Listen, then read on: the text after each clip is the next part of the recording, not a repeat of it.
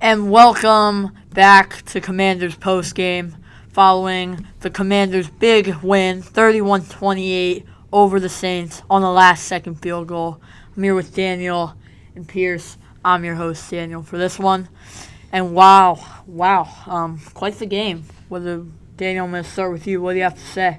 Yeah, well, good job by the Commanders getting their first win of the season to improve the record to 1-12. I thought the Commanders played really well. They had more team chemistry than they have in the past, and Sam Howell was able to complete some passes.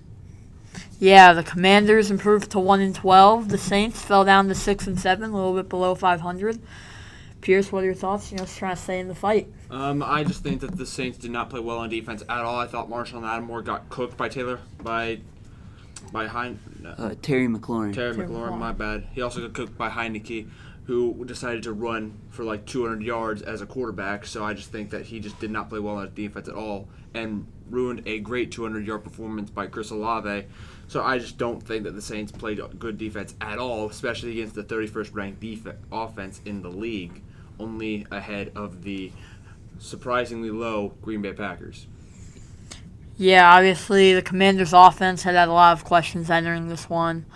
But it seems like Taylor Heineke, obviously the 0-12 record enterings didn't seem so great, but he seemingly really improved this game. What do you have to say on that? Yeah, well, the new signing of Antonio Brown really helped the Commanders to score a lot of points. He was able to get the catches from Taylor Heineke in the open field, and Antonio Brown just plugging and chugging to the end zone and got the Commanders 31 points.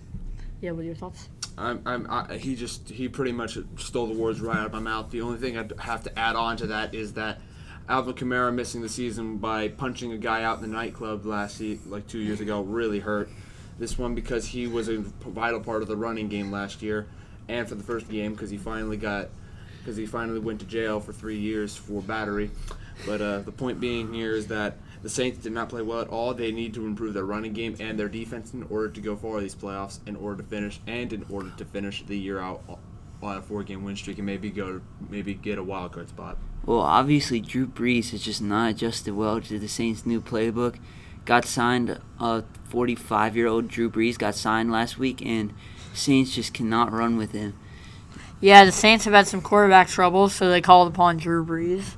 And this week, it seemingly, Chris Olave really had a great performance, but it just seems like Brees, hasn't adjusted the playbook, like you said. Pierce, you want to comment on that one? I would love to comment on that because ever since that Derek Carr got replaced by Drew Brees last week, Drew Brees has been performing phenomenally, but just like every other year that the Saints had Drew Brees, their defense has let them down in big games tremendously, especially this one, especially considering their next game is going up against the 13-0 Arizona Cardinals, who surprisingly had a really, really weak schedule, playing the Lions and, weak teams, basically. They will probably go 13-4 by the end of this, probably get knocked out first round, but they just can't play like that ever again. Yeah, well, Cardinals are playing really well.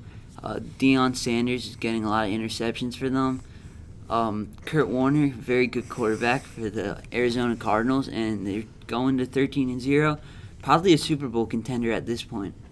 Yeah, most definitely. The Saints, obviously, that 6-7 record, they fell to third in the standings. Third in the NFC South. And third in the NFC South, yeah. Buccaneers sit at 4-9. The Falcons sit at 7-6. And the Panthers at 8-5. Some other notable games. The Panthers beat the Buccaneers. Panthers improved to 8-5. Buccaneers falling down to 4-9. What are your guys' thoughts on any of that? Yeah, well, kind of surprising that the Panthers are 8-5, given Bryce Young is out for the season, but they've really stepped up. Robbie Anderson, really good wide receiver for the Panthers this year. And I'm genuinely shocked that the Panthers are 8-5 as well, considering how they lost 38-0 to the New Orleans Saints in Week 3 to fall to 1-2 to start the year. But that's besides the point. I just think that the Saints just got to improve their game, and maybe they can beat the Cardinals, and then they can beat the Panthers by 38 again in Week 15. Yeah, well, the NFC, obviously a big race this year. There's some contenders, the Cardinals, the Panthers, Commanders might even get back into it. But yeah, that NFC very stacked. Yeah. And that will be all from here in Washington. Commanders get their first win of the season, 31-28 over New Orleans. We'll see y'all next week. Thank you.